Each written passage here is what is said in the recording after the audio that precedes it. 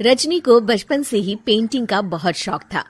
वो हमेशा से ही पेंटर बनना चाहती थी, पर उसके माँ और पिताजी ने उसको कभी भी इस चीज के लिए सपोर्ट नहीं किया और उसकी शादी नीरव से हो गई।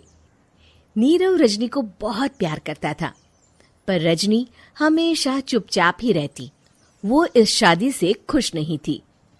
वो ये शादी नहीं करना चाहती थी। उसे तो हमेशा से पेंटर जो बनना था। अपने इस सपने को वो नहीं पूरा कर पाई, इसलिए वो हमेशा उदास रहती थी। रजनी, बहुत ही बढ़िया फिल्म लगी है, कल देखने चले? नहीं जी, कल मुझे बहुत काम है, मैं नहीं जा पाऊंगी। अच्छा तो कोई बात नहीं, संडे को चलते हैं।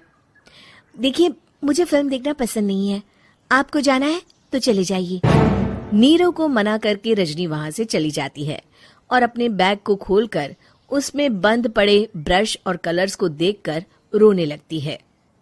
रजनी, चलो ना कहीं बाहर खाने चलते हैं, कुछ तुम्हारी पसंद का। जी, मुझे नहीं जाना, मेरी तबीयत ठीक नहीं है। रजनी वहां से चली जाती है। नीरव को समझ नहीं आता कि रजनी उससे इतना दूर क्यों रहती है। वो जब भी उसके साथ वक्त बिताना चाहता है, रजनी कोई ना कोई बहाना बना देती है। एक दिन घर पर कोई नहीं था। रजनी घर का सारा काम जल्दी से खत्म कर लेती है। घर पर अकेले होने के कारण वो सोचती है कि वो आज पेंटिंग करेगी। वो अपने कमरे में जाकर पेंट ब्रशेस और कलर्स निकालकर जैसे ही कलर मिक्स कर रही होती है कि दरवाजे पर बेल बज जाती है। अब कौन आ गया इस वक्त? इतनी मुश्किल से तो मुझे पेंट करने का मौका मिला है। रजनी दरवाजा खोलती है तो उसकी सास अपनी सहेलियों के साथ खड़ी होती है और सब घर के अंदर आ जाते हैं। अरे बहू, सबको शरबत बनाकर पिला दे, बाहर तो बड़ी गर्मी है। उफ। जी। रजनी पेंट ना कर पाने से उदास हो जाती है। उसे गुस्सा भी आ रहा होता है कि उसने इस शादी के लिए हाँ क्यों कह दी। वो रसोई में जा रही होती है कि उसकी सास उसे रोकती है। बहू, सबके खाने का भी इंतजाम कर लेना, आज का लंच तो ये सब यहीं करेगी। हाँ। रजनी बिना कुछ कहे रसोई में चली जाती है। सबके लिए खाना बनाती है। सब खाना खाते हैं और रजनी घड़ी देखती है कि ये सब कब जाएंगे ताकि वो अपनी पेंटिंग कर सके। जब शाम होती है तब सब चले जाते हैं अपने घर। अरे बहू, सब तेरे खाने की तो बहुत तारीफ कर रहे थे, सबको बहुत अच्छा लगा खाना। आपको मुझे सुबह बताना चाहिए था ना कि आपकी सहेलियां आ रही हैं। पता भी है कितना वक्त लगा सारा खाना बनाने में। अरे बहू, तू ऐसे कैसे बात कर रही है मुझसे? तो और कैसे बात करूं? मैं इस घर की कोई नौकरानी नहीं हूं कि इतना काम करूंगी। रजनी अपने कमरे में जाकर दरवाजा बंद कर लेती है। शाम को जब नीरव आता है तो उसकी माँ उसे पूरी घटना के बारे में बताती है। क्या रजनी ने आपसे इस तरह बात की माँ? हाँ, और पता नहीं उसे क्या हो गया है, शाम से बाहर भी नहीं आई है।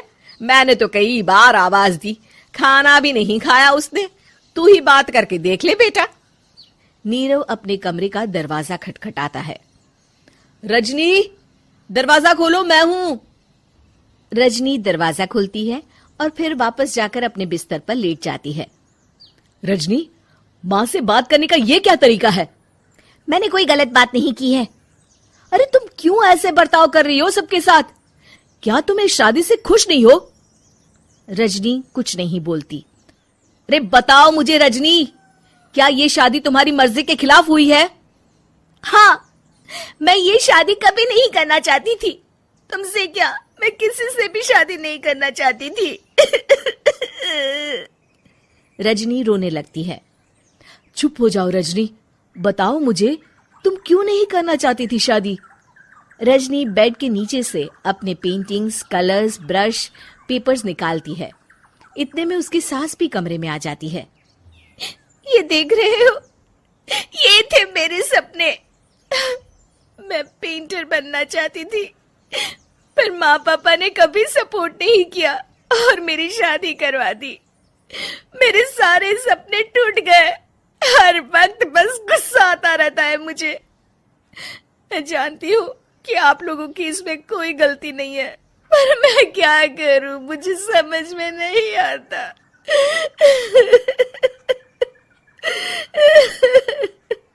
रजनी फूट फूट कर रोने लगती है। मुझे माफ कर दीजिए, आप दोनों के साथ मैं बहुत बुरा बर्ताव कर रही हूँ। अरे रजनी बेटा चुप हो जाओ तुम।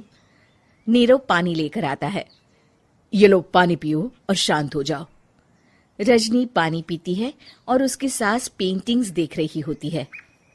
अरे नीरव, हमें तो पता ही नहीं था कि हमारी बहू कलाकार है। अरे कितनी अच्छी पेंटिंग्स बनाई है, देखो तो। ये वाली तो मैं अपने कमरे में ले जाऊंगी। आपको ये पेंटिंग्स अच्छी लगी? अच्छी नहीं, बहुत अच्छी लगी। और तुमने हमें बताया क्यों नहीं?